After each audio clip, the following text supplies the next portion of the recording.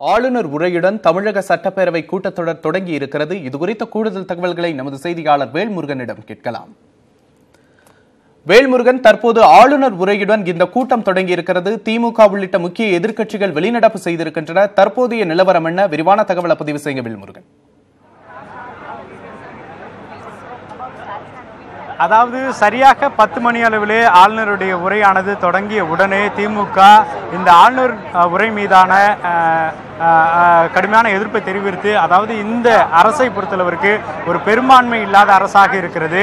இந்த அரசினுடைய தயாரித்து தந்த அந்த உரையை ஆளுநர் படிப்பதை நாங்கள் கடுமையாக எதிர்க்கிறோம் என்று திமுக சார்பில் வெளிநடப்பு நடைபெற்றது. இருந்தாலும் கூட ஆளுநர் தன்னுடைய உரையை தொடர்ந்து தற்போது அவையில் வாசித்து வந்தார். அதே போல திமுகவுக்கு ஆதரவாக இருக்கக்கூடிய காங்கிரஸ் உள்ளிட்ட பல கட்சிகளும் எதிர்க்கட்சிகளும் தற்போது வெளிநடப்பு செய்து தற்போது இந்த சட்டசபை கூட்டத்தை புறக்கணித்து வந்தார்கள். பின்னர் மீண்டும் தற்போது சட்டசபைக்கு உள்ளே சென்று ஆளுநருடைய உரையை கேட்டுக்கொண்டிருக்கிறார்கள். அது மட்டும் இல்லாமல் ஆளுநருடைய உரை என்பது இன்றைய நாளில் மிக முக்கிய ஒரு பரபரப்பாக பார்க்கப்பட்டது. அதில் எந்த மாதிரியான முக்கியமான விஷயங்கள் இடம்பெறும் என்றும் எதிர்பார்க்கப்பட்டது. அந்த அடிப்படையில் ஆளுநருடைய உரையில் பெரிய அளவில் எந்த எதிர்பார்க்கப்பட்ட விஷயங்களும் இல்லை என்று அவர்கள் குறிப்பிட்டிருக்கிறார்கள். குறிப்பாக ஆளுநருடைய உரையில் முக்கியத்துவம் பெறக்கூடிய விஷயமாக வேதா இல்லத்தை நினைவிடமாக மாற்றி அமைத்திருக்கக்கூடிய அரசிற்கு பாராட்டு, இது மாதிரியான விஷயங்கள் தான் அதிகமாக இருக்கிறது. புதிய திட்டங்களுக்கான அறிவிப்புகள் எதுவும் இல்லை என்கின்ற ஒரு கருத்தும் எதிர்க்கட்சிகள் சார்பில் வைக்கப்பட்டிருந்தார்கள். தற்போது திமுகவினுடைய சார்பில் புறக்கணிப்பு உள்ளிட்ட எல்லா விஷயங்களும் தற்போது நடந்து முடிந்திருக்கிறது. அதே போல தொடர்ச்சியாக திமுக இந்த சட்டசபை கூட்டத்தொடர் முழுவதும் எப்படி நடந்து கொள்ள வேண்டும் என்பது குறித்தும் ஒரு ஆலோசனையானதும் நடைபெற்று வருகிறது. விக்னேஷ், நிச்சயமாக வேல்முருகன், இந்த கூட்டத்தொடரில் பார்த்தீங்கன்னா முக்கியமாக கருதப்பட்டது டிடிவி தினகரனின் சட்டப்பேரவை வருகை. தற்போது டிடிவி தினகரன் சட்டப்பேரவைக்கு வந்துவிட்டாரா? டிடிவி தினகரனின் வருகை அதிமுக எம்எல்ஏக்கள் மத்தியில் எந்த அளவுக்கு சலசலப்பை ஏற்படுத்தி இருக்கு? அது தொடர்பான ஏதேனும் விவரங்கள் இருக்கா வேல்முருகன்? அதாவது டிடிவி தினகரன் சரியாக 9:50 மணி அளவிலே சட்டப்பேரவையினுடைய நுழைவாயில் வந்தார். அதற்கு பிறகு சரியாக 10 மணிக்கு அவருடைய ஆதரவாளர்களோடு நுழைவாயிலுடைய இந்த முகப்பு பகுதிக்கு உள்ளே செல்லும் பொழுது 4ஆம் நம்பர் கேட்டு பகுதியாக அவருக்கு சென்றிருந்த போது திடீரென்று அவருடைய ஆதரவாளர்கள் யாரும் செல்லக்கூடாது, அது மட்டும் இல்லாமல் அவருடைய பார்வையாளர்களாகவும் யாரும் செல்லக்கூடாது என்று காவல்துறையினர் அவருக்கான நெருக்கடியை வழங்கினார்கள். டிடிவி தினகரன் மட்டும் தன்னுடைய சட்டமன்ற உறுப்பினர் என்ற அடிப்படையில் உள்ளே சென்றிருக்கிறார். மற்றபடி அவரை வரவேற்பதற்காக வந்த தகுதி நீக்கம் செய்யப்பட்ட அதிமுக சட்டமன்ற உறுப்பினர்களாக இருந்த ஏராளமானோர் அவரை வரவேற்பதற்காக வந்திருந்தார்கள். குறிப்பாக தங்கம் தமிழ்ச்செல்வன் அவர்கள் கருப்பு சட்டை அணிந்து, நான் உள்ளே பார்வையாளராக செல்ல அனுமதிக்க வேண்டும், அல்லது நான் ஒரு முன்னாள் சட்டமன்ற உறுப்பினர், தகுதி நீக்கம் செய்யப்பட்ட சட்டமன்ற உறுப்பினர் என்ற அடிப்படையிலாவது உள்ளே அனுமதிக்க வேண்டும் என்று 4ஆம் நம்பர் அந்த கேட்டின் பகுதியில் தொடர்ந்து பிரச்சனை எழுப்பினார். ஆனால் காவல்துறையினர் கட்டாயமாக உங்களை அனுமதிக்க மாட்டோம் என்று அவரை வெளியேற்றினார்கள். அது மட்டும் இல்லாமல் இங்கிருந்த அத்தனை டிடிவி தினகரனுடைய ஆதரவாளர்களையும் இங்கிருந்து அப்புறப்படுத்தினார்கள். தற்போது டிடிவி தினகரன் 148வது இருக்கையில் அமர்ந்து கொண்டு ஆளுநருடைய உரை கேட்டுக்கொண்டிருக்கிறார். இதுவரைக்கும் அவர் இந்த ஆளுநருடைய உரை மீதான எந்த மாதிரியான நிலைப்பாட்டை எடுக்கப் போகிறார் என்பது குறித்தான எந்த ஒரு வெளிநடப்பும் செய்யவில்லை. தற்போது அவர் உள்ளே அமர்ந்து கொண்டு ஆளுநருடைய உரைக்கு ஆதரவாக தற்போது அதை கேட்டுக்கொண்டிருக்கிறார். அது மட்டும் இல்லாமல் அவர் வெளியே பத்திரிகையாளர்கள் சந்திக்கும் பொழுது அவர் இந்த ஆளுநர் உரை மீது எந்த மாதிரியான ஒரு நிலைப்பாட்டை எடுத்திருக்கிறார் என்பது குறித்தான தகவல்கள் தெரிய வரும். அது மட்டும் இல்லாமல் முதல் நாள் என்பதனால் இதில் பொறுமை காக்க வாய்ப்பு இருப்பதாகவும் அவருடைய ஆதரவாளர்கள் தெரிவித்திருக்கிறார்கள்.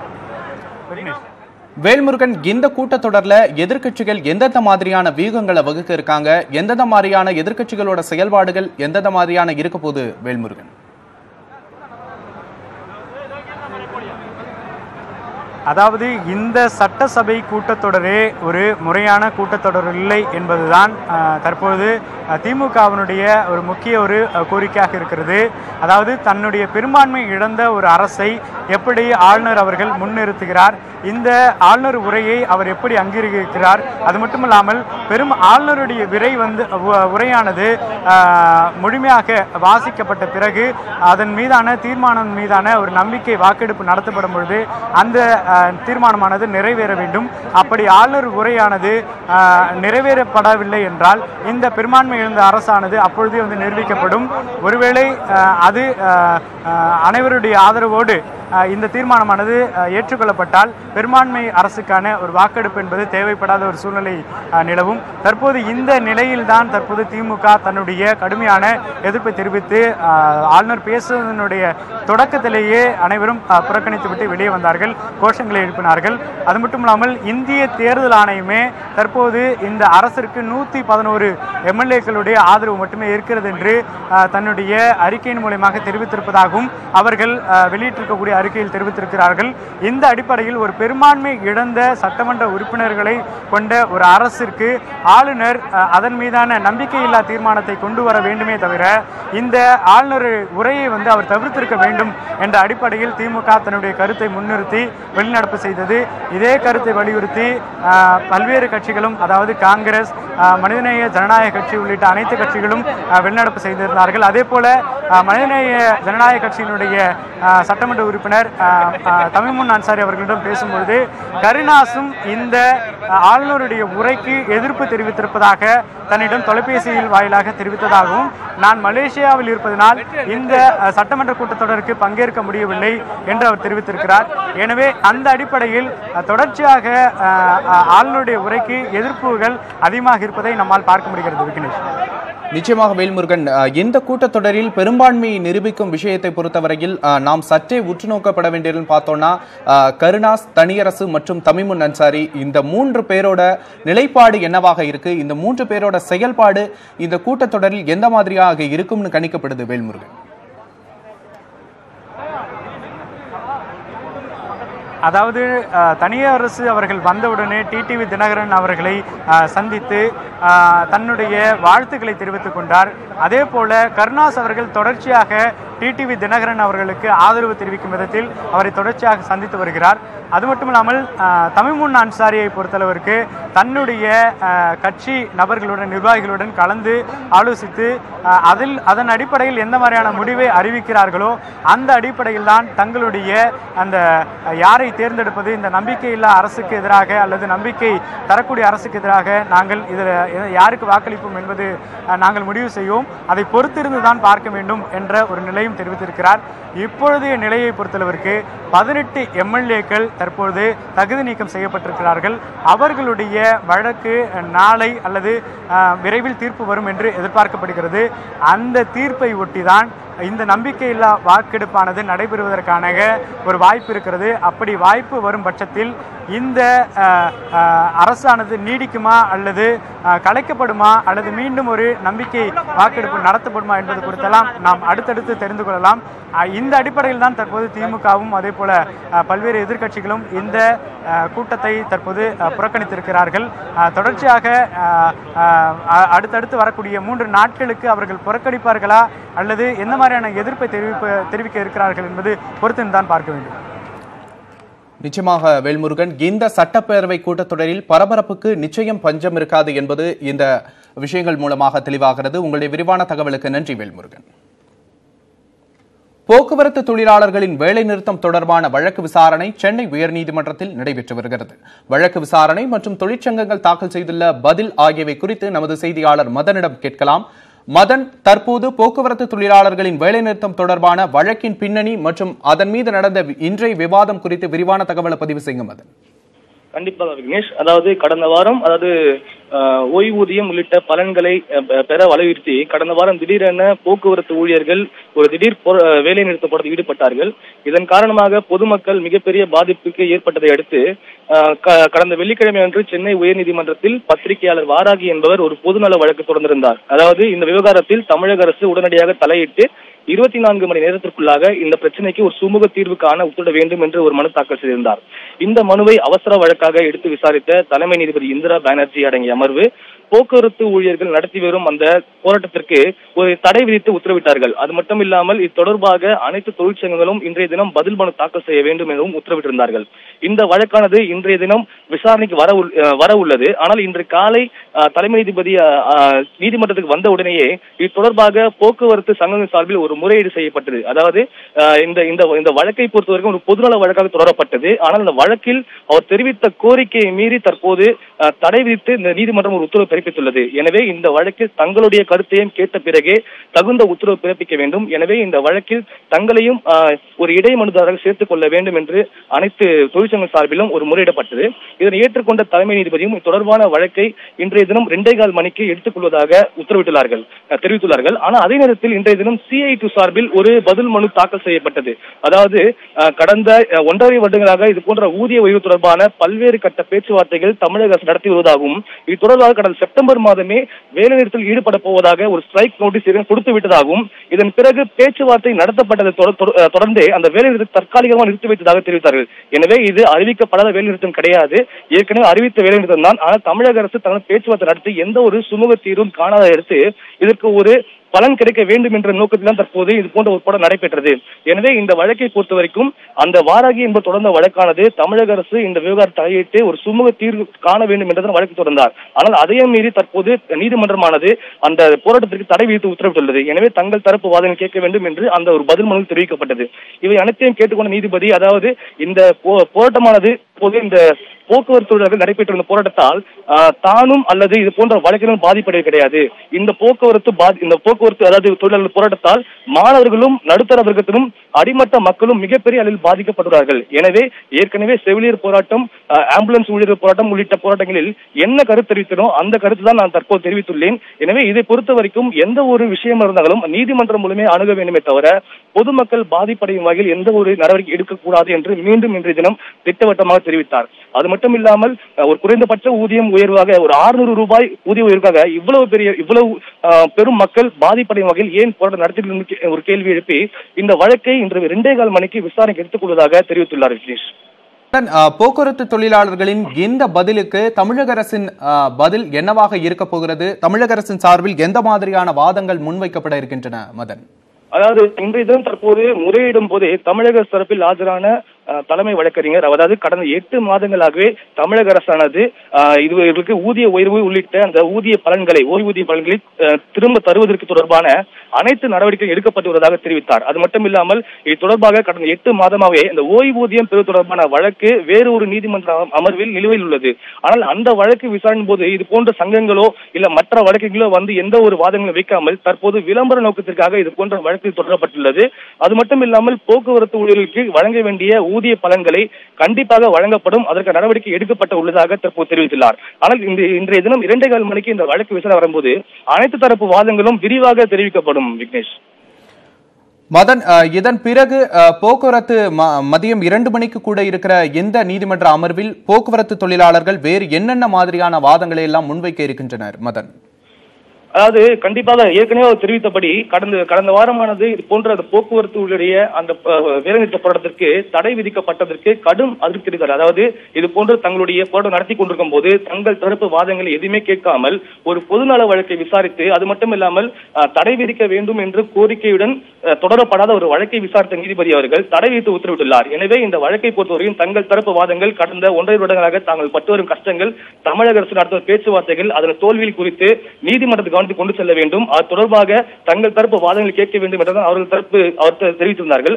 எனவே இன்றைய பிற்பகல் 2:15 மணிக்கு இதுவரை பெற்று வந்த தமிழக அரசு நடத்தி வந்த அந்த பேச்சுவார்த்தைகள், தமிழக அரசு கொடுத்த வாக்குறுதிகள், இவர்கள் கிடைத்த அந்த தோல்விகள் தொடர்பான அனைத்து விவரங்களும் இன்று வாதங்கள் எடுத்து வைக்கப்படும்.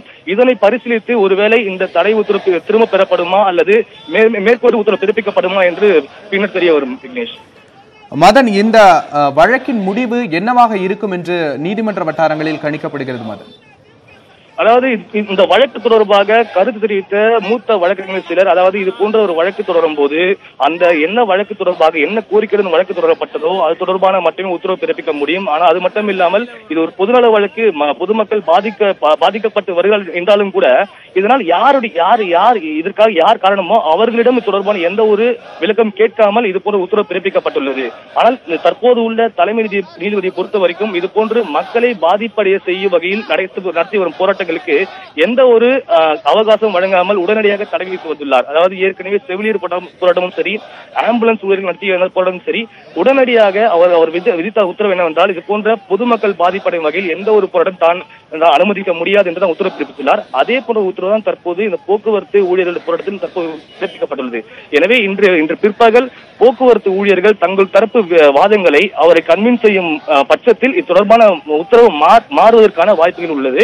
அப்படி இல்லாத பட்சத்தில் இந்த தடை என்றே தெரிகிறது. விக்னேஷ், மதன், இந்த வழக்குல பாதிக்கப்பட்டிருக்கிற பொதுமக்கள் தரப்பிலிருந்து யாரேனும் சேர்க்கப்படுறதுக்கு அல்லது பொதுமக்களோட கருத்தை கேட்கறதுக்கு வாய்ப்பு இருக்கா, அல்லது எதிர்கட்சிகள் தரப்பிலிருந்து யாரேனும் இந்த வழக்கில் தலையிடுவதற்கு ஏதேனும் வாய்ப்பு இருக்கிறதா மதன்? அதாவது பாதிப்படைகள் சார்பில் ஏற்கனவே ஒரு வழக்கு தொடரப்பட்டுள்ளது. அதாவது கடந்த வாரம் இது தொடர்பாக சந்தோஷ் ஒரு மனு தாக்கல் செய்திருந்தார்.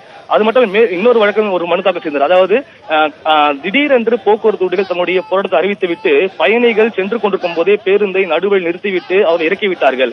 இதனால் மிகப்பெரிய பாதிப்பு ஏற்பட்டது. அதாவது குறிப்பாக மாணவர்கள், வேலைக்கு செல்பவர்கள் மற்றும் அடித்தட்டு மக்கள் திடீரென்று பாதியில் இறக்கிவிட்டதால் அவர்கள் பெரிய இழப்பு ஏற்பட்டது.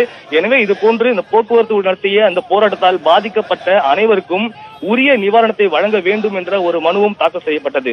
இன்று பிற்பகல் 2:15 மணிக்கு தொடர்பான மனுவும் விசாரணைக்கு எடுத்துக் கொள்ளப்படும். அப்போது பொதுமக்களுக்கு பாதிப்பு ஏற்பட்டதற்கு என்ன நிவாரணம் கிடைக்கப் போகிறது, உயர்நீதிமன்றம் என்ன உத்தரவு பிறப்பிக்க போகிறது என்ற ஒரு உத்தரவும் எதிர்பார்க்கலாம். விக்னேஷ், மதன், இந்த வழக்குல இன்று நடைபெற்ற நிகழ்வுகளோட தொகுப்பு மீண்டும் ஒருமுறை பதிவு செய்யும் மதன்.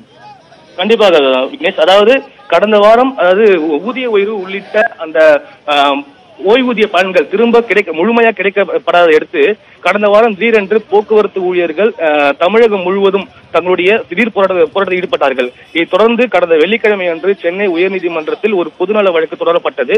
பத்திரிகையாளர் வாராகி என்பவர் இந்த ஒரு வழக்கை தொடர்ந்தார். அதாவது இது போன்று திடீரென்று இது நடைபெற்ற இந்த போராட்டத்தால் பொதுமக்கள் மிகப்பெரிய அளவில் பாதிக்கப்பட்டுள்ளார்கள். எனவே தமிழக அரசு இந்த விவகாரத்தில் உடனடியாக தலையிட்டு சங்கங்களுடன் பேச்சுவார்த்தை நடத்தி 24 மணி நேரத்துக்குள்ளாக ஒரு சுமூக தீர்வு காண உத்தரவிட வேண்டும் என்று அவர் மனு தாக்கல் செய்திருந்தார்.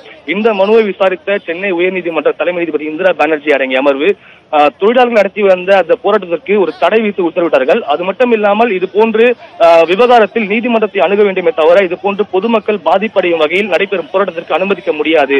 ஒருவேளை அவர்களுக்கு இந்த வேலை பிடிக்காவிட்டால் அவர்கள் வேறு வேலை தேடிக்கொள்ளலாம் என்றும் ஒரு கருத்தை தெரிவித்திருந்தார்கள். அது மட்டும் இல்லாமல் இந்த போராட்டம் தொடர்பாக அனைத்து தொழிற்சங்கங்களும் இன்றைய தினம் பதிலளிக்க வேண்டும் என்றும் உத்தரவிட்டிருந்தார்கள். இந்த வழக்கானது இன்றைய தினம் மீண்டும் விசாரணைக்கு வர உள்ளது. இந்த நிலையில் இன்று காலை 10:30 மணி அளவில் தலைமை நீதிபதி அடங்கிய அமர்வில் பல்வேறு போக்குவரத்து தொழிற்சங்கங்கள் முறையிட்டார்கள். அதாவது இந்த உத்தரவை பொறுத்தவரையும் தங்கள் தரப்பில் எந்த ஒரு வாதங்கள் கேட்காமலே பிறப்பிக்கப்பட்ட உத்தரவு. எனவே இந்த வழக்கில் தங்களையும் இடைமனுதாரர் சேர்த்துக் கொள்ள வேண்டும், தங்கள் தரப்பு வாதங்கள் கேட்க வேண்டும், ஏற்கனவே விதிக்கப்பட்ட தடையை நீக்க வேண்டும் என்று முறையிட்டார்கள். இதனை ஏற்றுக்கொண்ட நீதிபதிகள் தற்போது பிறப்பிக்க தடையானது எதற்காக என்றால் இது போன்ற ஒரு போக்குவரத்து ஊழியர்கள் போராட்டத்தால் பாதிப்படைய போவது தானோ அல்லது மற்ற வழக்குகளும் கிடையாது. மாணவர்களும் அடித்தட்டு மக்களும் மிகப்பெரிய பாதிக்கப்பட்டுள்ளார்கள். 600 ரூபாய் ஒரு ஊதிய உயர்வுக்காக இது போன்று இவ்வளவு பெரிய மக்கள் பாதிப்படைய செய்வது என்ன வகையில் நியாயம்? எனவே இந்த வழக்கில் அனைவரையும் இடைமனுதாரர் சேர்த்துக் கொள்ள அனுமதி வழங்கி இது தொடர்பான வழக்கை இன்று பிற்பகல் 2:15 மணிக்கு விசாரணைக்கு எடுத்துக் கொள்வதாக தெரிவித்துள்ளார்கள். விக்னேஷ், மதன், நீதிமன்றம் மீண்டும் பணிக்கு திரும்ப வேண்டும் என்ற உத்தரவையே மீண்டும் வலியுறுத்தினால் என்ன செய்வீர்கள் என்று தோமுசா தலைவர் சண்முகத்திடம் காலையில் நமது தொலைக்காட்சியில் கேள்வி எழுப்பப்பட்டது. அதற்கு அவர் வேறு வழியில்லை, தொடர்ந்து போராட்டத்தில் போக்குவரத்து தொழிலாளர்கள் தொடர்ந்து போராட்டத்தில் தான் இருப்பார்கள் என்ற ஒரு பதிலையும் பதிவு செய்திருந்தார். அப்படியான பட்சத்தில் தொடர்ந்து அவர்கள் போராட்டத்தை தொடர்ந்தால் நீதிமன்றத்தின் நடவடிக்கை என்னவாக இருக்கும் மதன்? அதாவது தற்போது பிறப்பிக்கப்பட்ட உத்தரவானது தற்போது உயர்நீதிமன்றமானது பிறப்பித்துள்ளது. அதாவது இது போன்ற ஒரு தடை விதிக்கப்பட்டுள்ளது. இதற்கான அடுத்த கட்ட சட்டத்தை பார்க்கும்போது அந்த உத்தரவை எதிர்த்து அவர்கள் மேல்முறை செய்யும் உச்சநீதிமன்றத்தில் மேல்முறை செய்யும் வாய்ப்புள்ளது. அதாவது தங்கள் தரப்பு எந்த ஒரு வாதங்களை கேட்காமல் இது போன்ற உத்தரவு பிறப்பிக்கப்பட்டுள்ளது. இந்த பொதுநல வழக்கில் பொறுத்த வரைக்கும் அவர் மனுதாரர் கேட்ட கோரிக்கை வேறு, ஆனால் நீதிமன்றம் பிறப்பித்த கோரிக்கை வேறு. எனவே தங்கள் தரப்பு வாதங்களை கேட்காமல் பிறப்பிக்கப்பட்ட அந்த உத்தரவை ரத்து செய்ய வேண்டும் என்று ஒருவேளை அவர்கள் உச்சநீதிமன்றத்தை அணுகுவதும் வாய்ப்புள்ளது. ஆனால் இன்றைய தினத்தை பொறுத்த வரைக்கும் ஏற்கனவே நீதிபதி அவர்கள் உடனடியாக பணிக்கு திரும்பாவிட்டால் அவர்கள் மீது அவர்களை வேலை செய்யும் அளவுக்கு அவர்கள் நடவடிக்கை எடுக்க வேண்டும் என்றும் கடந்த வாரம் உத்தரவிட்டிருந்தார். ஆனால் அது தொடர்பாக இன்று காலை முறையிட்டபோது அந்த உத்தரவு தொடர்பாக எந்த ஒரு விளக்கமும் நீதிபதி தெரிவிக்கவில்லை. இன்று பிற்பகல் 2:15 மணிக்கு இந்த வழக்கு விசாரணைக்கு வரும்போது அந்த உத்தரவு தொடர்பாக என்ன வேலைக்கு திரும்பினார்களா இல்லையா, அவர்கள் நடவடிக்கை எடுக்கலாமா வேண்டாமா என்பது தொடர்பான மேற்கொண்ட உத்தரவு இன்று பிற்பகல் 2:15 மணிக்கு பிறப்பிப்பார் எதிர்பார்க்கப்படுகிறது. மதன், இன்று பிற்பகல் நடக்கும் வாதங்களில் அரசின் தரப்பில் ஏதேனும் இறங்கி வருவதற்கோ அல்லது சமாதான பேச்சுவார்த்தைக்கோ கோரிக்கைகள் நிறைவேற்றுவது தொடர்பான ஏதேனும் அறிவிப்புகளுக்கோ ஏதேனும் வாய்ப்பு இருக்கிறதா? அது தொடர்பான ஏதேனும் தகவல் இருக்கா மதன்? கடந்த வாரம் இந்த வழக்கு விசாரணைக்கு வரும்போது தமிழக அரசு சார்பில் ஆஜரான மூத்த வழக்கறிஞர் விஜயநாராயணன் அவர்கள் இந்த விவகாரத்தில் தமிழக அரசு முழு ஈடுபாட்டுடன் நடவடிக்கை எடுத்து வருகிறது. கடந்த 8 மாதங்களாகவே இவர்களுக்கு அந்த ஓய்வூதிய பலன்கள் மற்றும் ஊதிய உயர்வு தொடர்பான பல்வேறு பேச்சுவார்த்தை நடத்தப்பட்டு அவர்களுக்கு அனைத்து பலன்கள் கிடைப்பதற்கான நடவடிக்கை எடுக்கப்பட்டு வருகிறது. அது மட்டும் இல்லாமல் புதிதாக வேலைக்கு சேரும் ஓட்டுநர்களுக்கு குறைந்தபட்சம் 25,000 ரூபாய் சம்பளமும் 10 ஆண்டுகள் வரை பணியாற்றிய டிரைவர்களுக்கு சுமார் 50,000 ரூபாய் ஊதிய உயர்வு அதாவது நிர்ணயிக்கப்பட்டுள்ளதாக தெரிவித்தார்கள். எனவே இது தொடர்பாக மேற்கொண்டு பேச்சுவார்த்தை நடத்தி சுமூக தீர்வு காணப்படும். அது மட்டும் இல்லாமல் தற்போது வழக்கு தொடர்ந்துள்ள அனைவருமே விளம்பர நோக்கத்துக்காக இது போன்ற பொதுநல வழக்கு என்ற பெயரில் விளம்பர நோக்கத்துக்காக தொடர்ந்தார்கள். மேலும் ஓய்வூதியம் கிடைப்பது தொடர்பான வழக்கு வேறு ஒரு அமர்வில் கடந்த 8 மாதங்களாக விசாரிக்கப்பட்டு வருகிறது. ஏற்கனவே தொடர்பாக சுமார் 379 கோடி ரூபாய் ஏற்கனவே தமிழக அரசு ஒதுக்கியுள்ளது.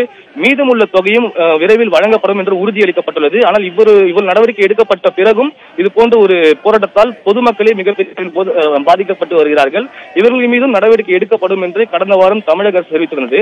இன்றைய தினம் விசாரிக்கப்படும் போது அதே நிலை எடுப்பார்கள் என்றுதான் தற்போது தெரிய வருகிறது. விக்னேஷ், நிச்சயமா மதன், போக்குவரத்து தொழிலாளர்களின் வேலைநிறுத்தம் தொடர்பான வழக்கு விசாரணை சென்னை உயர்நீதிமன்றத்தில் நடைபெற்று வருகிறது. இது தொடர்பான கூடுதல் விவரங்களை எமது செய்தியாளர் மதன் வழங்க கேட்டோம். உங்களுடைய விரிவான தகவலுக்கு நன்றி மதன். வேலைநிறுத்த போராட்டத்தில் ஈடுபட்டுள்ள போக்குவரத்து தொழிற்சங்கத்தினர் கோவையில் ஆர்ப்பாட்டத்தில் ஈடுபட்டு வருகின்றனர். இதுகுறித்த கூடுதல் தகவல்களை நமது செய்தியாளர் குருசாமியிடம் கேட்கலாம். குருசாமி, தற்போது கோவையில் நடைபெற்று வரும் ஆர்ப்பாட்டம் எந்த அளவிற்கு இருக்கிறது? கள தகவல்களை பதிவு செய்யுங்க குருசாமி.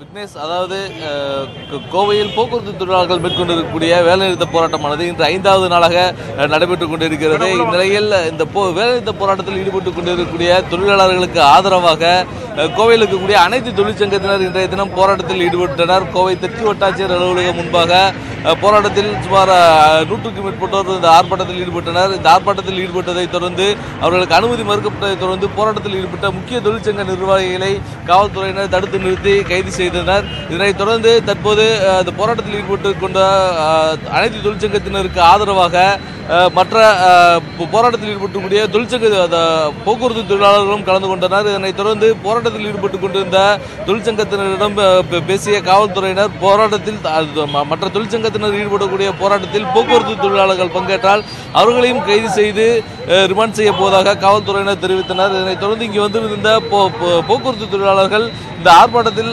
பங்கேற்ற பின்னர் கலைந்து சென்றனர். இந்நிலையில் போராட்டத்தை முன்னின்று நடத்திய தொழிற்சங்க நிர்வாகிகள் மட்டும் தற்போது செய்யப்பட்டிருக்கின்றனர். சிபிஐ முன்னாள் சட்டமன்ற உறுப்பினர் ஆறுமுகம் உள்ளிட்ட முக்கிய தொழிற்சங்கத்தினர் ஒரு 30க்கும் மேற்பட்ட தொழிற்சங்கத்தினர் தற்போது கைது செய்யப்பட்டிருக்கின்றனர். அதே வேளையில் போக்குவரத்து தொழிலாளர்கள் கைதாகாமல் தற்போது மீண்டும் கலைந்து சென்றிருக்கின்றனர். விக்னேஷ், குருசாமி, தற்போது அங்கு போராட்டத்தில் ஈடுபட்டிருப்பவர்கள் போராட்டத்தை கைவிடுவதற்கு தயாராக இருக்கிறார்களா அல்லது காவல்துறையினர் அவர்களை கைது செய்வதற்கு ஏதேனும் நடவடிக்கை எடுத்திருக்காங்களா? குருசாமி, அதாவது போராட்டத்தில் ஈடுபட்ட போக்குவரத்து தொழிலாளர்கள் கைது செய்து ரிமாண்ட் செய்யப்படுவார்கள் என காவல்துறையினர் எச்சரித்தனர். இப்போ இந்த போக்குவரத்து தொழிலாளர்களுக்கு ஆதரவாக மற்ற தொழிற்சங்கத்தினர் CITU, AITUC, LPF உள்ளிட்ட தொழிற்சங்கங்களை சேர்ந்த மற்ற தொழிற்சங்கத்தினர், பஞ்சாலை தொழிலாளர் சங்கம், ஆட்டோ தொழிலாளர் சங்கம் உள்ளிட்ட பல்வேறு தொழிற்சங்கங்களை சேர்ந்தவர்கள் இந்த போராட்டத்தில் பங்கேற்பதற்காக வந்திருந்தனர்.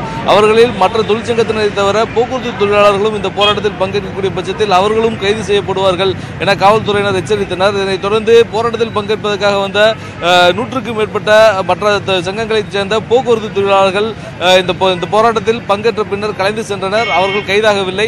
அதே வேளையில் மற்ற தொழிற்சங்கங்களைச் சேர்ந்த தொழிலாளர்கள் மற்றும் முக்கிய தொழிற்சங்க நிர்வாகிகள் மட்டும் தற்போது கைது செய்யப்பட்டிருக்கின்றனர். தற்போது நடைபெற்றுக் கொண்டிருக்கக்கூடிய இந்த போக்குவரத்து தொழிலாளர்களது வேலைநிறுத்த போராட்டம் காரணமாக கோவையில் ஒரு கடுமையான பாதிப்பு ஏற்பட்டிருக்கிறது. இந்த சூழலில் போராட்டத்தில் ஈடுபடக்கூடிய போக்குவரத்து தொழிலாளர்கள் கைது செய்யப்பட்டால் இந்த நிலைமை வேறு விதமாக போகும் என்ற ஒரு காரணத்துக்காக இந்த போக்குவரத்து தொழிலாளர்கள் இந்த கைதாவதை தவிர்த்திருக்கின்றனர். விக்னேஷ், கோவையில் போக்குவரத்து தொழிலாளர்கள் நடத்தி வரும் ஆர்ப்பாட்டம் குறித்த விரிவான தகவலை பதிவு செஞ்சீங்க குருசாமி, நன்றி. வேலைநிறுத்த போராட்டத்தில் ஈடுபட்டுள்ள போக்குவரத்து தொழிற்சங்கத்தினர் சேலத்தில் ஆர்ப்பாட்டத்தில் ஈடுபட்டு வருகின்றனர். இது குறித்த கூடுதல் தகவல்களை நமது செய்தியாளர் திருமலையிடம் கேட்கலாம். திருமலை, சேலத்துல போக்குவரத்து தொழிலாளர்களோட போராட்டம் எந்த அளவுக்கு இருக்கு, இதனால மக்கள் எந்த அளவுக்கு பாதிக்கப்பட்டிருக்காங்க, கள தகவலை பதிவு செய்யுங்க திருமலை. அதாவது போக்குவரத்து ஊழியர்களுடைய ஊதிய உயர்வு உள்ளிட்ட பல்வேறு கோரிக்கைகளை வலியுறுத்தி கடந்த 5 நாட்களாக தொடர் வேலைநிறுத்த போராட்டத்தில் ஈடுபட்டு வருகின்றனர். குறிப்பாக தமிழகம் முழுவதும் அனைத்து ஓட்டுநர்களும் தங்களுடைய வேலையை நிறுத்தி அதாவது வேலைநிறுத்த போராட்டத்தில் ஈடுபட்டு வருகின்றனர். அது மட்டும் இல்லாமல் நம்ம சேலத்தை பொறுத்தவரை கடந்த 4 நாட்களாக பல்வேறு பாதிப்புகள் இருந்தாலும் குறிப்பாக சேலத்தை பொறுத்தவரை அதிக பாதிப்பில் இல்லை என்று சொல்லலாம். குறிப்பாக அதாவது 77 அதாவது கடந்த 3 நாட்களாக 80% பேருந்துகள் இயக்கப்பட்ட நிலையில் இன்று சேலத்தை பொறுத்தவரை 73% பேருந்துகள் இயக்கப்படுவதாகவும் தற்காலிகமாக 74 ஓட்டுநர்களை கொண்டு இயக்கப்படுவதாகவும் போக்குவரத்து துறை சார்பாக நமக்கு தகவல் தெரிவிக்கப்பட்டது. அது மட்டும் இல்லாமல் இன்று கல்லூரி மற்றும் அதாவது அலுவலகங்களில் செல்லக்கூடிய அலுவலர்கள் மற்றும் குழந்தைகள் உட்பட ஏராளமானோர் அதாவது பேருந்துகள் அதிக அளவில் இயக்கப்பட்டதால் எந்த ஒரு பாதிப்பும் இல்லை என்று கூறப்படுகிறது. அதாவது குறிப்பாக தங்களுடைய ஊதிய உயர்வு உள்ளிட்ட கோரிக்கைகளை முன்னிறுத்தி அனைத்து தொழிலாளர்களும் போராட்டத்தில் தமிழகம் முழுவதும் போராட்டத்தில் ஈடுபட்டு வருகின்றனர். அதன் ஒரு கட்டமாக சேலத்தை பொறுத்தவரையில் அனைத்து தொழிற்சங்கம் சார்பாக சோமுசா மற்றும் AITC, CIT சார்பாக அதாவது 500க்கும் மேற்பட்டோர் சேலம் மாவட்ட ஆட்சியர் அலுவலகம் முன்பு ஆர்ப்பாட்டத்தில் ஈடுபட்டுள்ளனர். தங்களுடைய கோரிக்கைகளை நிறைவேற்றும் வரையில் போராட்டத்தில் ஈடுபடுவதாகவும் அதாவது எங்களுடைய உச்சநீதிமன்ற அதாவது உயர்நீதிமன்ற தீர்ப்பின்படி இன்று பல்வேறு வேலைநிறுத்த போராட்டத்தில் ஈடுபட்டாலும் தங்களுடைய கோரிக்கைகள் நிறைவேற்றும் வரை என்னுடைய போராட்டம் தொடரும் என தொடர்ந்து முழக்கங்களை எழுப்பி வருகின்றனர். விக்னேஷ், சேலத்தில் நடைபெற்று வரும் போக்குவரத்து தொழிலாளர்களின் வேலைநிறுத்தம் பற்றிய விரிவான தகவலை பதிவு செஞ்சீங்க, நன்றி திருமலை.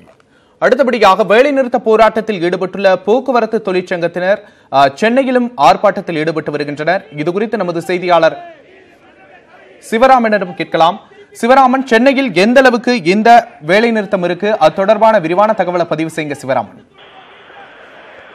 அதாவது போக்குவரத்து தொழிலாளர்களின் போராட்டமானது கடந்த 5 நாட்களாக வீரியமடைந்துள்ளது. இந்த நிலையில் தற்பொழுது சென்னையிலும் போராட்டமானது பல்லவன் இல்லத்தின் முன்பு நடைபெற்று வருகிறது. குறிப்பாக ஓய்வு பெற்ற தொழிலாளர்களும் போராட்டத்தில் ஈடுபட்டு வருகின்றனர். இவர்களின் முக்கிய கோரிக்கையான நிலுவைத் தொகையை உடனே வழங்க வேண்டும் என அரசுக்கு தொடர்ந்து கோரிக்கை விடுத்து வந்தோம். ஆனால் இதுவரை எங்களுடைய நிலுவைத் தொகையை அரசு வழங்கவில்லை. இதற்கு நடவடிக்கை எடுக்க வேண்டும். அமைச்சர் இது பற்றி செய்தியாளர் சந்திப்பில் எந்த ஒரு கருத்தையும் தெரிவிக்கவில்லை. அதனால் நிலுவைத் தொகையை உடனே வழங்கிட வேண்டும் என்ற கோரிக்கையை முன்வைத்து பல்லவன் இல்லத்தின் முன்பு 200க்கும் மேற்பட்ட ஓய்வு பெற்ற போக்குவரத்து ஊழியர்கள் தொடர்ந்து கோஷங்களை எழுப்பி போராட்டத்தில் ஈடுபட்டு வருகின்றனர். இவர்களின் முக்கிய கோரிக்கையானது பென்ஷன் திட்டத்தை அரசை ஏற்று நடத்த வேண்டும், புதிய பென்ஷன் திட்டத்தை கைவிட வேண்டும், 2003க்கு பின் பணியில் சேர்ந்த அனைத்து ஊழியர்களுக்கும் அரசு பென்ஷன் வழங்க நடவடிக்கை எடுக்க வேண்டும் மற்றும் ஓய்வு பெற்றவர்களுக்கான ஒப்பந்த பலகை அதற்கான ஊதியத்தை உடனே வழங்க வேண்டும் உள்ளிட்ட கோரிக்கைகளை முன்வைத்து இவர்கள் போராட்டத்தில் ஈடுபட்டு வருகின்றனர். மொத்தம் 13 அம்ச கோரிக்கைகளை முன்வைத்து வருகின்றனர். குறிப்பாக ஓய்வு பெற்ற ஊழியர்களுக்கான மருத்துவ நிதி உதவி வழங்க வேண்டும், அவர்களுக்கான சேம நல நிதியிலிருந்து பணத்தை உடனே அளிக்க வேண்டும் உள்ளிட்ட கோரிக்கைகளை முன்வைத்து தொடர்ந்து போராடி வருகின்றனர். விக்னேஷ், சிவராமன், தற்போது சென்னையில நிலைமை எப்படி இருக்கு? எத்தனை சதவீத பேருந்துகள் இயக்கப்படுது? பயணிகள் பேருந்து வசதிகளை எந்த அளவுக்கு பெற்றுக் கொண்டிருக்கின்றனர்? சிவராமன், சென்னையை பொறுத்த மட்டில் 45% பேருந்துகள் இயக்கப்பட்டு வருகிறது. கடந்த 4 நாட்களை பொறுத்தவரை 400க்கும் மேற்பட்ட தற்காலிக ஓட்டுநர்கள் மற்றும் நடத்துனர்கள் பணிக்கு எடுக்கப்பட்டு அவர்கள் பணியில் நியமிக்கப்பட்டு தற்பொழுது பேருந்துகள் இயக்கப்பட்டு வருகிறது. குறிப்பாக சென்னையின் புறநகர் பகுதிகள் தான் சற்று பாதிப்பு ஏற்பட்டுள்ளது. சென்னையின் உட்பகுதிகளில் 45% பேருந்துகள் தற்பொழுது வரை இயக்கப்பட்டு வருகிறது. அது மட்டுமல்லாது ஒரு சில தனியார் பேருந்துகளும் போக்குவரத்து சேவை பாதிக்கப்பட்டு விடக்கூடாது என்பதற்காக அரசு சார்பில் இயக்குவதற்கு அனைத்து வித நடவடிக்கையும் எடுக்கப்பட்டிருக்கிறது.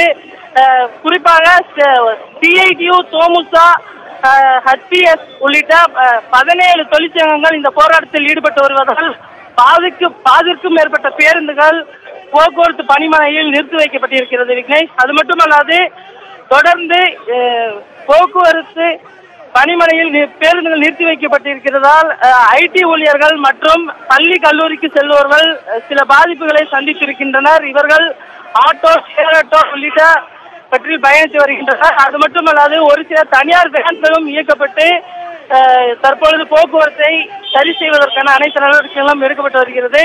தொடர்ந்து மாவட்டங்களில் காலை முதலே போக்குவரத்து பணிமனைகள் முன்பு போராட்டம் நடைபெற்று வருகிறது. இந்த நிலையில் சென்னையை பொறுத்தவரை மாலை 5 மணி அளவில் போராட்டமானது நடைபெற இருக்கிறது. தற்பொழுது பொறுத்தமட்டில் ஓய்வு பெற்ற ஊழியர்கள் மட்டுமே பணிமனை முன்பு போராட்டத்தில் ஈடுபட்டு வருகின்றனர். விக்னேஷ், சிவராமன், சென்னையின் நகரப்பகுதி என்பது ஷேர் ஆட்டோக்கள், கால் டாக்ஸிகள் போன்றவற்றின் புழக்கம் அதிகம் இருக்கக்கூடிய பகுதி. தற்போது இந்த சந்தர்ப்பத்தை பயன்படுத்தி ஷேர் ஆட்டோக்கள், கால் டாக்ஸிகளில் அதிக கட்டணம் வசூலிக்கப்படுவதாக புகார் எழுகிறது. இதை தடுக்க அரசு என்ன மாதிரியான நடவடிக்கை எடுத்திருக்கு சிவராமன்? பேருந்து போக்குவரத்து சேவையானது பாதிக்கப்பட்டிருப்பதால் பெரும்பாலான பொதுமக்கள் ஆட்டோ, ஷேர் ஆட்டோ மற்றும் தனியார் பஸ்களையே நம்பி இருக்கின்றனர். இவர்கள் பேருந்து போக்குவரத்து சேவை பாதிக்கப்பட்டிருப்பதால் இவர்கள் வேறு வழி இல்லாமல் இந்த போக்குவரத்துகளை பயன்படுத்தக்கூடிய சூழ்நிலை இருக்கிறது. இது குறித்து போக்குவரத்து துறை அமைச்சரிடம் செய்தியாளர் சந்திப்பில் கேட்கும் பொழுது அதிக கட்டணம் வசூலிக்கப்படாமல் இருப்பதற்கான அனைத்து நடவடிக்கைகளும் எடுக்கப்பட்டு வருகிறது. இது குறித்து எங்களுக்கு புகார்கள் வந்தால் அது குறித்து அனைத்து நடவடிக்கைகளும் எடுக்கப்பட்டு வருகிறதாக அவர் தெரிவித்திருந்தார். போக்குவரத்து சேவை பாதிக்கப்பட்டிருந்த முதல் 2 நாட்களில் ஷேர் ஆட்டோக்களில் கட்டணமானது 2 மடங்காக வசூலிக்கப்பட்டு வந்தது. ஆனால் கடந்த சில நாட்களில் அதிகப்படியான ஷேர் ஆட்டோக்கள் இயக்கப்பட்டு வருவதால் கட்டணம் என்பது நார்மல் கட்டணத்தை விட சற்று அதிகமாகவே வசூலிக்கப்பட்டு வருகிறது. தமிழகம் முழுவதும் போக்குவரத்து தொழிலாளர்களின் போராட்டம் குறித்த தகவல்களோடு சேலத்திலிருந்து திருமலையும், சென்னையிலிருந்து சிவராமனும், கோவையிலிருந்து குருசாமியும் எமது செய்தியாளர்கள் பல்வேறு இடங்களிலிருந்து தகவல்களை வழங்க கேட்டோம். உங்களுடைய அனைவருக்கும் நன்றி.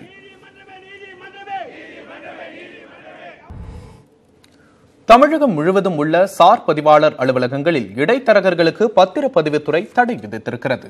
இதுகுறித்து தமிழக அரசின் பத்திரப்பதிவுத்துறை விடுத்துள்ள செய்திக்குறிப்பில், சொத்து வாங்க, விற்க மற்றும் சொத்திற்கு பாத்தியப்பட்டவர்களுக்கு மட்டுமே சார் பதிவாளர் அலுவலகங்களில் அனுமதி வழங்கப்படும் என தெரிவிக்கப்பட்டுள்ளது. மார்ச் மாதத்திற்கு பிறகு சார் பதிவாளர் அலுவலகத்திற்குள் இடைத்தரகர்கள் அனுமதி கிடையாது என்றும், சார் பதிவாளர் அலுவலகங்களில் இடைத்தரகர்கள் கண்டுபிடிக்கப்பட்டால் காவல்துறை மூலம் சட்டப்படி நடவடிக்கை எடுக்கப்படும் என்றும் தமிழக அரசு தெரிவித்திருக்கிறது.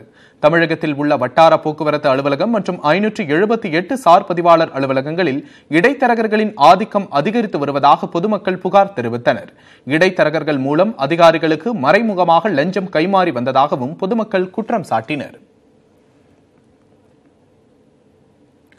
ஊதிய உயர்வு கோரி போக்குவரத்து ஊழியர்கள் தமிழகம் முழுவதும் வேலைநிறுத்த போராட்டத்தில் ஈடுபட்டுள்ளதால் தற்காலிக ஓட்டுநர்களை வைத்து இயக்கப்படும் பேருந்துகள் விபத்துக்குள்ளாவது தொடர்கதையாக உள்ளது.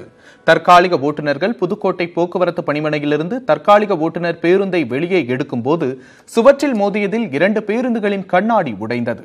இதனால் பயணிகள் அச்சத்திற்கு உள்ளாகினர். இதேபோல தற்காலிக ஓட்டுநரை வைத்து பொள்ளாச்சியிலிருந்து கோவைக்கு பேருந்துகள் இயக்கப்படுகின்றன. போதிய அளவுக்கு நடத்துனர்கள் இல்லாததால் டிக்கெட் பரிசோதகர்கள் மற்றும் அலுவலர்கள் மூலம் டிக்கெட் வழங்கப்படுகிறது. பொதுமக்களின் தேவையை பொறுத்து பேருந்துகள் இயக்கப்படுவதாக அதிகாரிகள் தெரிவித்தனர். மலுமிச்சப்பட்டிக்கு வேலைக்கு போயிட்டு இருக்கிற தினமும் இப்போ இன்னைக்கு காலையில் ஒரு சிடிசி பஸ்ஸில் ஏறி உட்காந்துருந்தேன். திடீர்னு கான்ட்ராக்டர் வந்து மலுமிச்சம்பட்டியில் நிற்காது, கோயம்புத்தூர் மட்டும் தான் நிற்கும், அப்படி நீங்கள் இறக்கிங்க அப்படிங்கிறாரு. என்னென்னு கேட்டதுக்கு, இங்கே வந்து டிக்கெட்டு கொடுத்துட்டா நான் இறக்குவேன், பஸ்ஸு வந்து கான்ட்ராக்டர் இருக்காது, கான்ட்ராக்டர் இல்லாமல் தான் வண்டி ஓடுது, அப்புறம் கோயம்புத்தூர் மட்டும் தான் நிற்க, வேறு எங்கேயும் நிற்காது, கடவு எங்கேயுமே நிற்காதுங்கிறாருங்க. அப்புறம் இடையில இருக்கிறவங்க கோயம்புத்தூர் போகிறவங்க எல்லாம் ஏறிக்கிறாங்க, இடையில இருக்கிறவங்களாம் என்ன பண்ணுறது, எப்படி போகிறதுன்னு ஒன்றும் தெரியாமல் 8 மணிலேருந்து நான் நின்றுட்டுருக்கேன். விருதுநகர் பணிமனையிலிருந்து பேருந்தை இயக்க முயன்ற தற்காலிக ஓட்டுநர் பள்ளத்தில் பேருந்தை விட்டதால் விபத்து நிகழ்ந்தது. போக்குவரத்து ஊழியர்களின் வேலைநிறுத்த போராட்டத்தினால் விருத்தாச்சலம் பேருந்து பணிமனையில் நிறுத்தி வைக்கப்பட்டிருந்த பேருந்துகளை இயக்க தற்காலிக ஓட்டுநர்கள் நியமிக்கப்பட்டுள்ளனர். விருத்தாச்சலத்திலிருந்து ஆண்டிமடம் செல்லும் 13 எண் பேருந்தை தற்காலிக ஓட்டுநர் இயக்க முயன்றபோது பேருந்து பள்ளத்தில் விழுந்து விபத்து ஏற்பட்டது.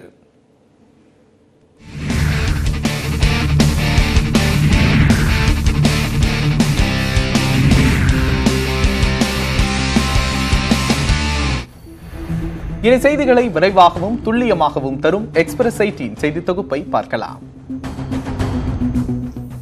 சென்னை சாந்தோமில் அரசு பேருந்து மோதி மீனவர் உயிரிழந்த வழக்கில் தற்காலிக ஓட்டுநர் பாலகிருஷ்ணனை போலீசார் கைது செய்தனர்.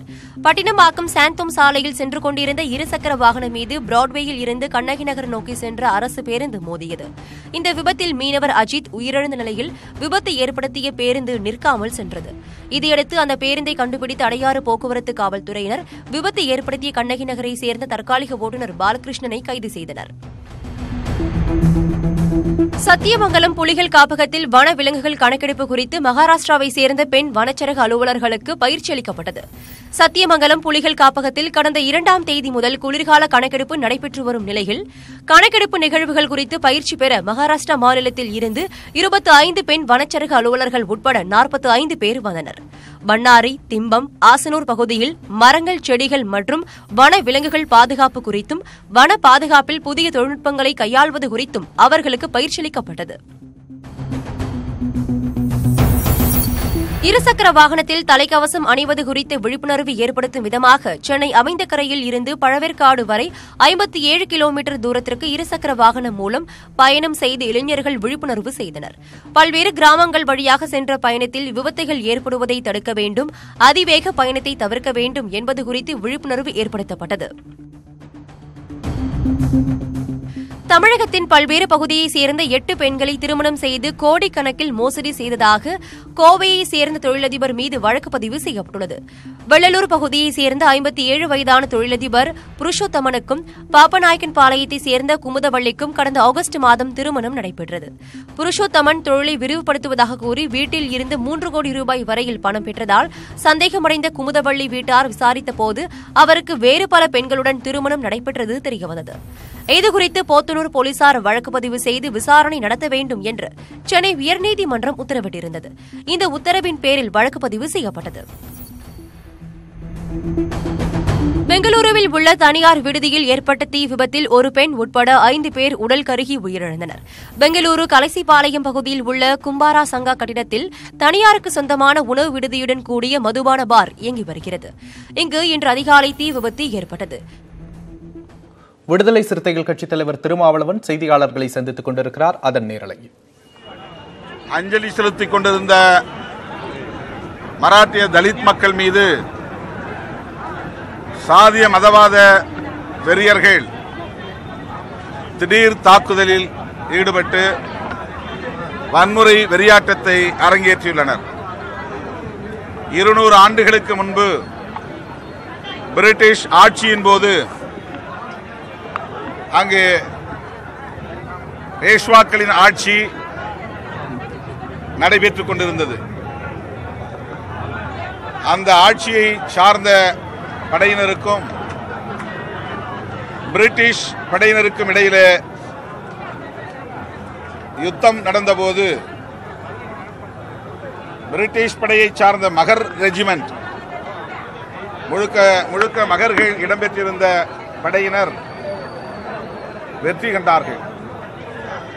அந்த வெற்றியில் களப்பலியான மகர்களுக்கு நினைவு தூண் எழுப்பப்பட்டிருக்கிறது. அவர்களின் வீரத்தை போற்றக்கூடிய வகையில் அண்மை காலமாக அந்த நினைவிடத்திலே தலித்துகள் அஞ்சலி செலுத்தி வருகிறார்கள்.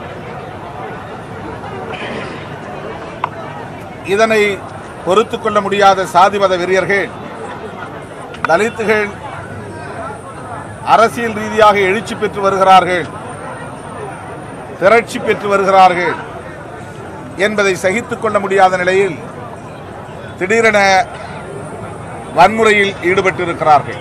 இதனால் நூற்றுக்கணக்கானவர்கள். விடுதலை சிறுத்தைகள் கட்சியின் தலைவர் தொல் திருமாவளவன் தற்போது செய்தியாளர்களை சந்தித்துக் கொண்டிருக்கிறார். அதன் நேரலை காட்சிகளை தற்போது பார்த்துக் கொண்டிருக்கிறோம். போக்குவரத்து தொழிலாளர்களின் வேலைநிறுத்தம் காரணமாக அரசு பேருந்துகளை இயக்க அதிகாரிகள் கட்டாயப்படுத்துவதாக கூறி கடலூரில் டிக்கெட் பரிசோதகர்கள் போராட்டத்தில் ஈடுபட்டு வருகின்றனர். இதுகுறித்த கூடுதல் தகவல்களை நமது செய்தியாளர் பிரேமிடம் கேட்கலாம்.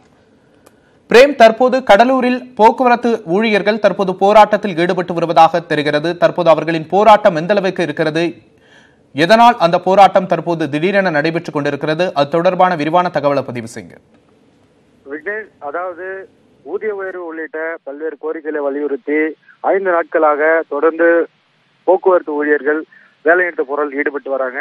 இதனால பாத்தீங்கன்னா கடலூர் மாவட்டம் முழுவதும் 80% பேருந்துகள் முற்றிலுமாக இயங்கவில்லை.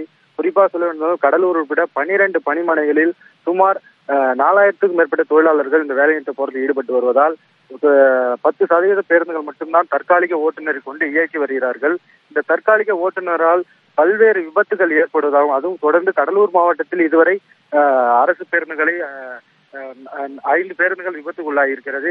நேற்று விருதாச்சலம் அருகே சென்னையை சேர்ந்த ஒருவர் இருசக்கர வாகனத்தில் அரசு பேருந்து மோதியதில் ஒருவர் பலியாகி சம்பவம் கடலூர் மாவட்டத்தில் ஏற்பட்டுள்ளது. இதனைத் தொடர்ந்து தற்காலிக ஓட்டுநர் பேருந்துகளை இயக்க அச்சப்படுகின்றனர். இதனைத் தொடர்ந்து இன்று காலை அரசு கடலூர் பணிமனை அதிகாரிகள் அங்கிருக்கும் டிக்கெட் பரிசோதனையாளர்களை சுமார் 45 மேற்பட்டவரை அரசு பேருந்துகளை நீங்கள் இயக்க வேண்டும், நடத்துனராக நீங்க டிக்கெட் பெற வேண்டும் என்று அவர்கள் உத்தரவிட்டுள்ளனர். இந்த உத்தரவை எதிர்ப்பு தெரிவித்து தற்போது கடலூர் அரசு தலைமை பணிமனை முன்பு டிக்கெட் பரிசோதனையாளர்கள் 45 மேற்பட்டோர் தற்போது அதிகாரிகளை முற்றுகையிட்டு நாங்கள் இந்த வேலையை செய்ய மாட்டோம், அதாவது போக்குவரத்து தொழிலாளர்கள் அவர்கள் போராட்டத்தில் ஈடுபட்டு வராங்க, இதில் எங்கள் கோரிக்கையும் உள்ளது, இதனால் நாங்கள் இந்த பேருந்துகளை இயக்க மாட்டோம், நடத்துனராகவும் செல்ல மாட்டோம் என்று தற்போது போராட்டத்தில் ஈடுபட்டு வராங்க. கடலூரில் நடைபெற்று வரும் போக்குவரத்து ஊழியர்களின் போராட்டம் குறித்த தகவலை பதிவு செஞ்சீங்க, நன்றி பிரேம்.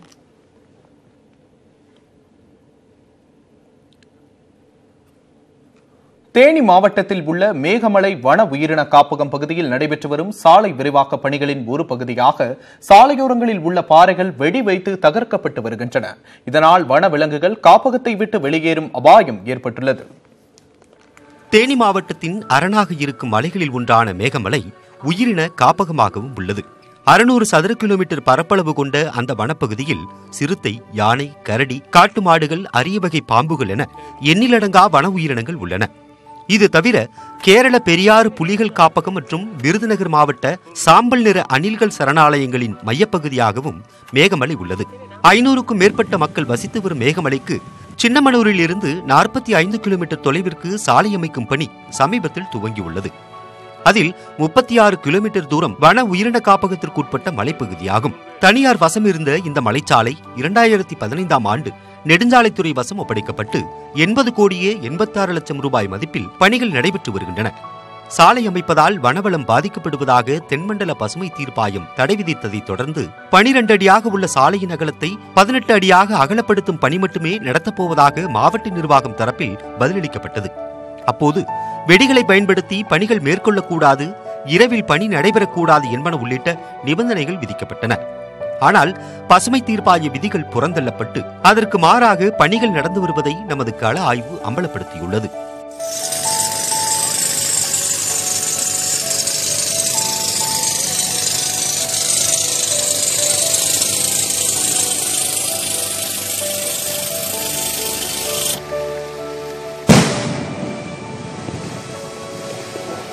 குறிப்பிட்டதை விட கூடுதல் அளவு விரிவாக்கம் நடந்து வரும் நிலையில் ஏராளமான மரங்களும் அழிக்கப்பட்டுள்ளன.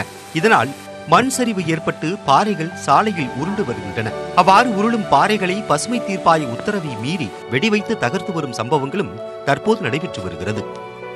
ரோட்டை அகலப்படுத்துன்ற பேரில் இருக்கிற மரங்களை பூரா வெட்டி எடுத்துட்டாங்க. இந்த மரங்களை பூரா வெட்டி எடுத்ததுனால நிலச்சரிவு ஏற்பட்டு பெரிய பெரிய பாறைகள்லாம் உருண்டுருச்சு. இந்த பாறைகளை வந்து அப்புறப்படுத்த வேண்டும் என்பதற்காக வன சட்டத்தை மீறி இந்த அரசு வெடி வைத்து தகர்த்துருக்காங்க.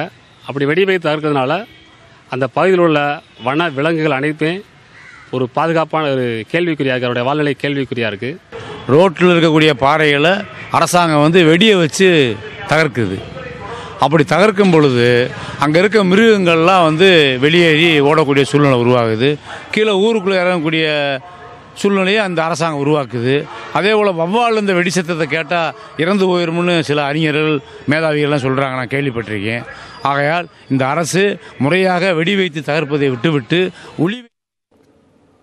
சட்டப்பேரவை வளாகத்தில் டிடிவி தினகரன் செய்தியாளர்களை சந்தித்துக் கொண்டிருக்கிறார். அதன் நேரலை காட்சிகள். விஷயம் எப்படி செயல்படுத்த போறாங்கிறதே தெரியல. ஏன்னா நிறைய இடங்கள்ல அரசாங்கத்தை பற்றி நம்புவோம், நம்புகிறோம், எதிர்பார்க்கிறோம் அப்படிலாம் வருது. இப்போ டெல்டா பகுதியை பெரிதும் பாதிக்கிற மீத்தேன் திட்டத்தை தடை செய்கிறது பற்றியோ, அந்த மக்களின் விவசாய மக்களின் பாதுகாப்பு பற்றிய எந்தவித ஒரு மென்ஷனிங் இல்லை அதில். அது மாதிரி கூடங்குளம் அணுமின் நிலையத்தில் அந்த 2 யூனிட்லையுமே அதோடைய ஸ்பேர் பார்ட்ஸ், உதிரி பாகங்கள், காம்பனன்ட்ஸ் இதிலெல்லாம் நிறைய அதோடைய சப்ஸ்டாண்டர்டாக இருக்குது. தரம் சரியில்லைங்கிற காரணத்தினால உலகத்தில் எந்த அணுமின் நிலையத்திலும் இல்லாத அளவு 40 முறைக்கு மேலே இதுக்குள்ளார செட்டவுன் ஆகிருக்கு. அதை பற்றி சென்ட்ரல் கவர்மெண்ட்டுடைய ஆடிட் ஜெனரல் ரிப்போர்ட்லேயுமே மென்ஷன் ஆகிருக்கு. அந்த மக்களின் பாதுகாப்பு, இப்போ அந்த அணுமின் நிலையம் தரமற்ற ஒரு நிலையில் இருக்கிறதுங்கிறது தான் அந்த மக்கள் அதுக்காக தான் போராடுறாங்க. அதை பற்றி எந்த ஒரு அறிவிப்பும் இல்லை. அதை விட்டுட்டு புதுசாக அதுக்கப்புறம் 3, 4, 5 யூனிட் போடலாங்கிறாங்க. அதனால் அந்த மக்கள் எதுக்காக போராடி வர்றாங்க? அங்கே பாதுகாப்பு இப்போ ஒரு சப்ஸ்டாண்டர்டு காம்பனன்ட்ஸ் அந்த இதை உருவாக்கப்பட்டிருக்க அந்த அணுமின் நிலையம் பாதுகாப்புக்காக இந்த அரசாங்கம் என்ன நடவடிக்கை எடுத்திருக்கிறதுங்கிறது இல்லை. புதுசாக யூனிட்லாம் திறக்க போகிறாங்க, 3, 4, 5 ஆரம்பிக்க போகிறாங்கங்கிறத அந்த மக்கள் ரொம்ப, நான் கூட அன்றைக்கி தூத்துக்குடி போயிருந்தப்போ எல்லோரும் வந்து அந்த கம்ப்ளைண்ட் தான் பண்ணாங்க. ரொம்ப பாதுகாப்பற்ற நிலையில் அந்த மக்கள் இருக்காங்க. அவங்களுக்கு பாதுகாப்புக்கு என்ன நடவடிக்கை எடுத்திருக்குன்னு சொல்லலை. இப்போ காவிரி மேலாண்மை வாரியம் இதெல்லாம் அமைக்கிறது பற்றி அதுக்கான எந்த முயற்சி பற்றி சொல்லலை.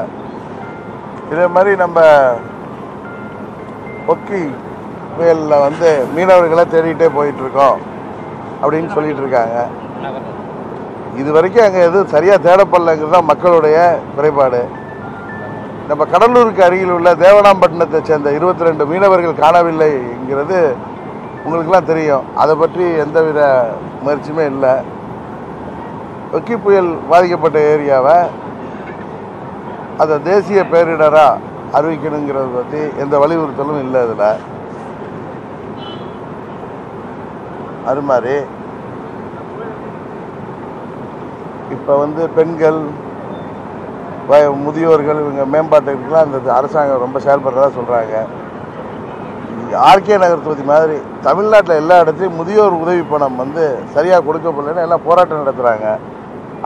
அதை பற்றி எந்தவித ஒரு அறிவிப்புமே இல்லை. பொது சுகாதார திட்டத்தோட ரொம்ப பேசிக்காக இருக்கிற வீட்டிற்கு ஒரு கழிப்பறைங்கிற திட்டத்தை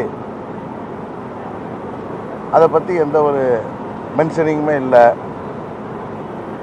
அது மாதிரி சென்ட்ரல் எய்டட் ஸ்கீம்ஸில் உங்களுக்கு தெரியும், மத்திய அரசாங்க உதவி பெறுகிற திட்டத்தில் தமிழ்நாடோட பார்ட்டிசிபேஷன் அதிகமாக்கிட்டதுனால அவங்க போன ஆண்டு இதில் ஏற்படுற பற்றாக்குறையை சமாளிக்கிறதுக்கு இந்த 14வது நிலைக்குழுவில் நாங்கள் இந்த ஆண்டு 2000 கோடி ரூபாய் நிதி மத்திய அரசிடமிருந்து பெறுவோம்னு சொல்லியிருக்காங்க. அதை பற்றி பெற்றதாக அதை பற்றி எந்த ஒரு இது இல்லை. அதே மாதிரி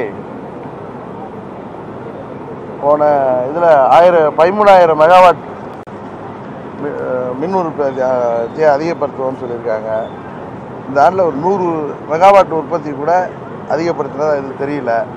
அது நிர்மாணிக்க திட்டமிடுகிறோன்னு தான் சொல்கிறாங்க.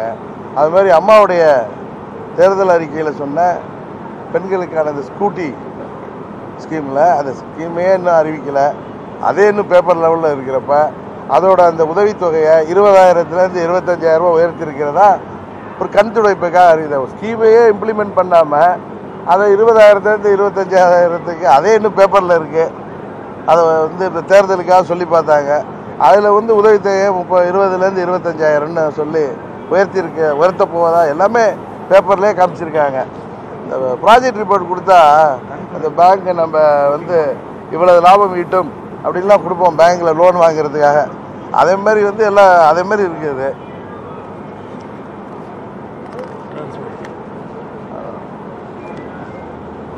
அது மாதிரி சென்ட்ரல் கவர்மெண்ட் எய்டு ஸ்கீமுக்கு மத்திய அரசோட பங்களிப்பை 60லேருந்து 90% உயர்த்தி பெறுவோன்னு கேட்டாங்க. அதை பற்றி எந்த ஒரு மென்ஷனிங்குமே இல்லை. இருங்க நான் பிடிச்சிடுறேன். அரசு ஊழியர் மற்றும் ஆசிரியர்களுக்கு வழங்கப்பட வேண்டிய 21 மாத நிலுவைத் தொகையை குறித்தோ இல்லை இந்த போராடிட்டு இருக்கிற தமிழக போக்குவரத்து ஊழியர்களுக்கு சலுகைகள் பற்றியோ ஓய்வூதியத்திற்கான பலன்கள் பற்றிய எந்தவித அறிவிப்பு இல்லை. இப்போ தமிழ்நாடு பெருசும் பாதிச்சுக்கிட்டு இருக்கு, பொதுமக்களை பாதிக்குது. அதில் பொதுமக்கள் சாவர நிலைமைக்கு போகிறாங்க ஆக்சிடெண்ட்டில்.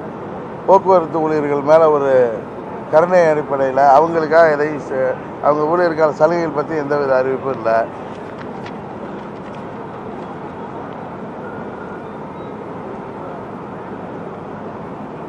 காவிரி நதிநீர் ஒழுங்கு முறைப்படுத்த குழு பற்றி எந்தவித அறிவிப்பும் இல்லை. எனக்கு தெரிஞ்ச வரைக்கும் இது 111 சட்டமன்ற உறுப்பினர் தான் இருக்காங்க.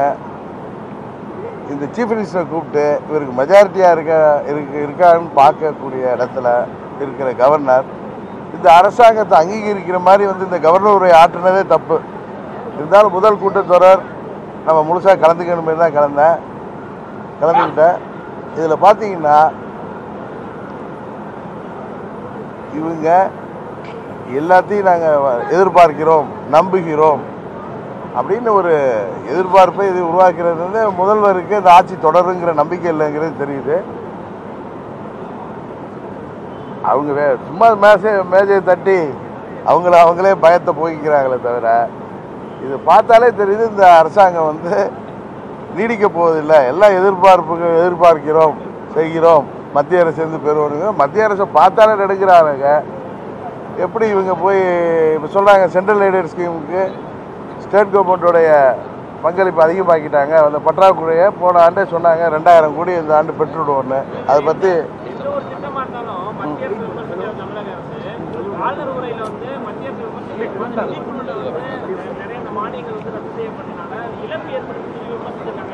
அதாங்க அந்த இழப்பை சரி செய்து போன வருஷம் நாங்கள் அவங்கள்ட்ட 2,000 கோடி பெறுவோன்னு சொன்னாங்க.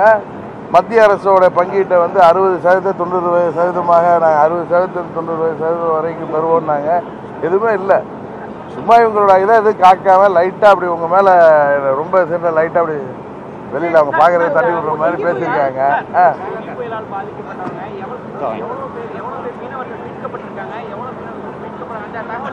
எதுவுமே இல்லை. அதான் சொல்கிறேன், மீட்கப்படும் நடவடிக்கை தொடர் என்னமோ இது கன்னித்தீவு கதை மாதிரி தொடர்ந்துக்கிட்டே போதே தவிர அதை பற்றி எந்த வித இதுவும் இல்லை. இதை நேஷனல் டிசாஸ்டராக அறிவிக்கணும், ஏன்னா பெரிய பாதிப்பு ஏற்பட்டிருக்கு, அது பற்றி வலியுறுத்துவோங்கிற எந்த ஒரு இதுவுமே இல்லை. இது அவங்க வந்து மத்திய அரசுக்கு பயந்துகிட்டு இருக்கிற அரசாங்கம் தானே அது. அதனால வந்து இவங்க எவ்வளோ மீனவர்கள் கரெக்டு அதில் வந்து மீனவர்கள் மீட்கப்பட்டால் நம்ம டெய்லி இதில் பார்க்குறோம்.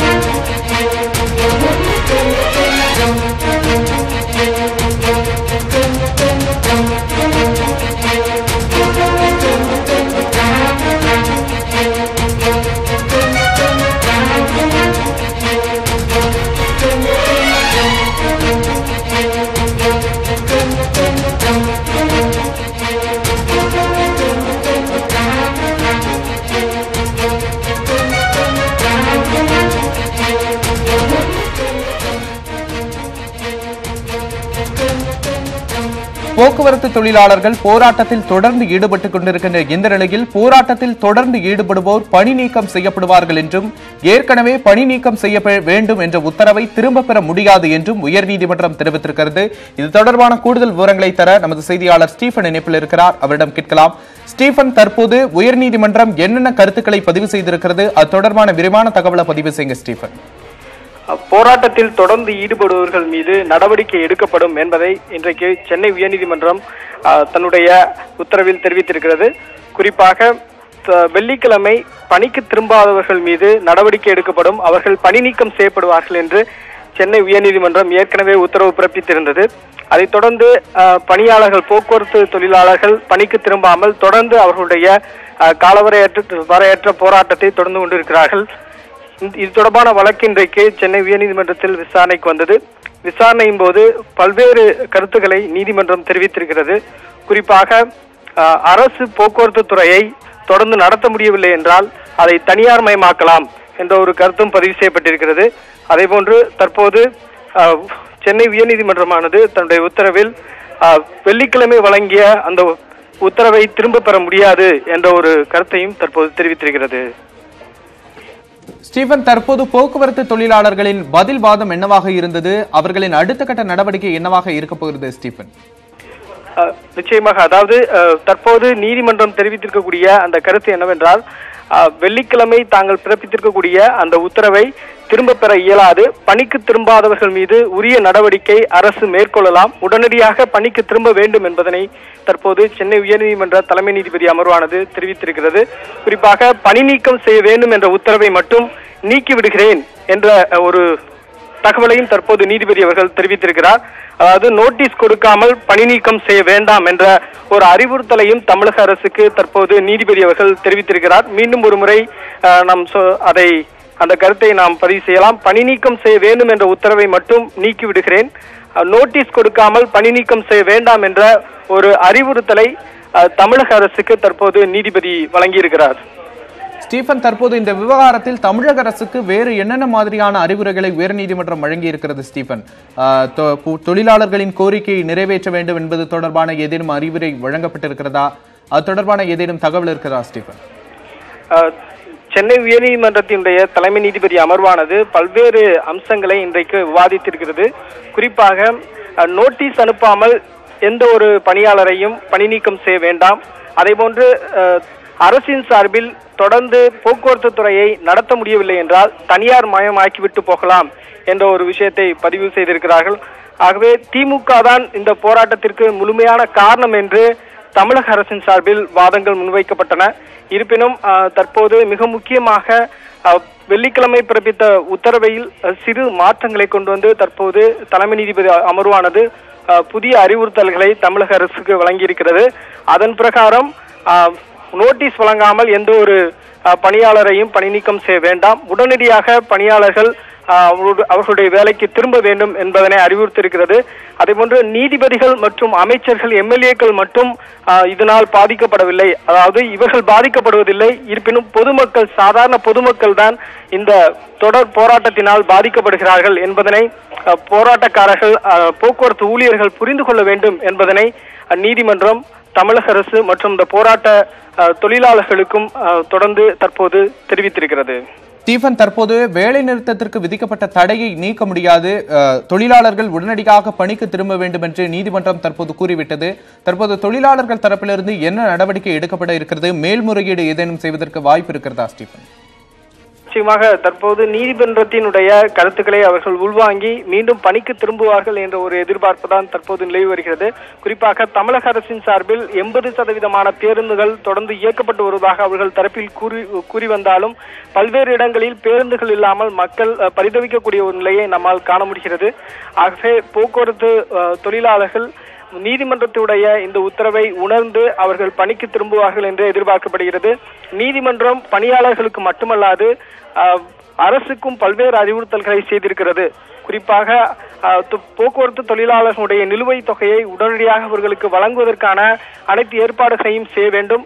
அதே சமயத்தில் அரசு போக்குவரத்து தொழிலாளர்களின் நலனை கருத்தில் கொண்டு போக்குவரத்து கழகத்தை தொடர்ந்து நடத்துவதற்கான பல்வேறு கட்ட நடவடிக்கைகளை எடுக்க வேண்டும் என்பதனை இன்றைக்கு நீதிமன்றம் தமிழக அரசுக்கும் அறிவுறுத்தியிருக்கிறது. அதே போன்று போக்குவரத்து ஊழியர்கள் தங்களுடைய போராட்டத்தை கைவிட்டு பணிக்கு திரும்ப வேண்டும் என்ற ஒரு அறிவுறுத்தலும் இதில் முக்கியமான ஒரு அம்சமாக அடங்கியிருக்கிறது.